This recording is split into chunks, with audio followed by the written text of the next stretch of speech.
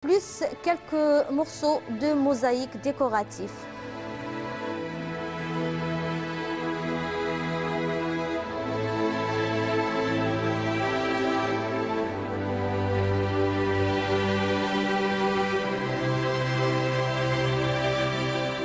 Dans la grande salle du musée ont été exposés une grande variété d'objets céramiques, lampes, plats, cruches, balsamères, une importante collection de verres et métaux divers, pièces de monnaie et autres, découverts lors des différentes fouilles des différentes nécropoles allant de l'époque pré-romaine jusqu'à l'époque chrétienne.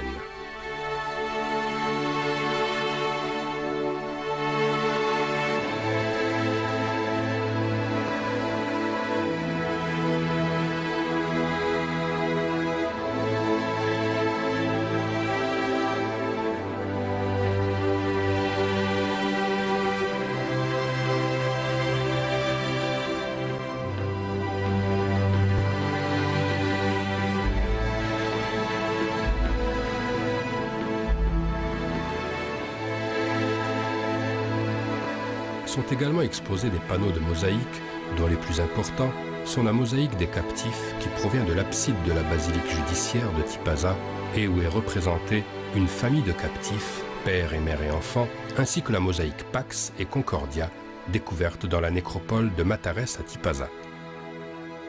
C'est parmi les plus belles mosaïques trouvées en Afrique du Nord. Elle date du IIIe siècle après Jésus-Christ. Elle décorait l'abside de la basilique judiciaire.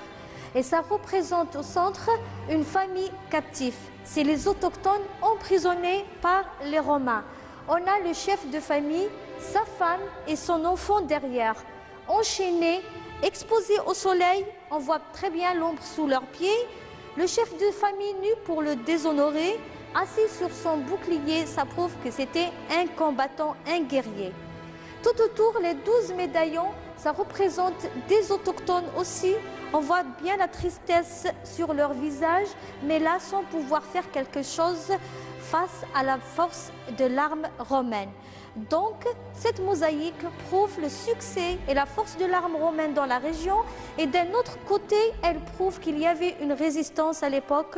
Donc, les autochtones, ils n'ont jamais accepté la présence romaine. Il y avait toujours des conflits entre les autochtones et les Romains. Deux sarcophages de marbre se font face à l'intérieur de cette salle où est représentée sur l'un la légende de Pélops et d'Énomaüs et sur l'autre des monstres marins et des Néréides.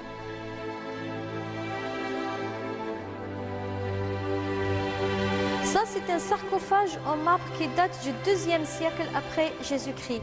C'est romain, mais la sculpture raconte une mythologie grecque que je vais vous la raconter. Là, on a le roi sur le trône. Le roi, c'est Owainomaüs, roi de Pise. Et là, on a la princesse Hippodamie, sa fille.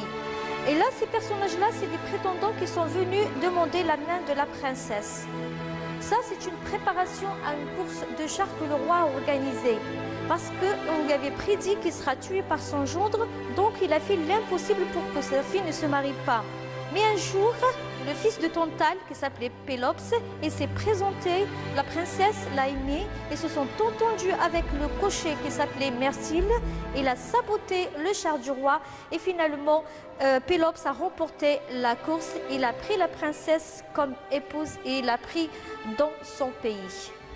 On a un autre sarcophage en marbre qui date toujours du IIe siècle après Jésus-Christ et qui raconte toujours des mythologies grecques.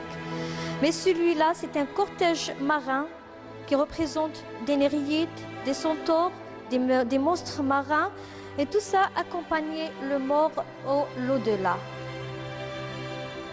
Au-dessus, on a la mosaïque, c'est une mensa, c'est-à-dire une table funéraire trouvée dans la nécropole de l'Ouest. Là, c'est les débuts du christianisme. On a l'alpha oméga au milieu. Christ en Dieu, que la paix et la concorde président notre banquet. Ou bien la paix et la concorde soient notre convivialité.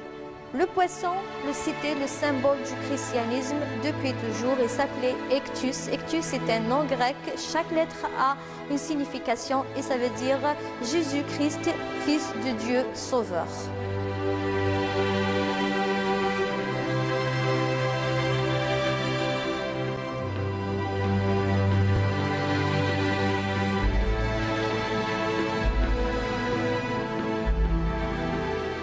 Parmi les objets de marbre exposés figure la tête de Jupiter, ainsi que le torse d'une petite Vénus.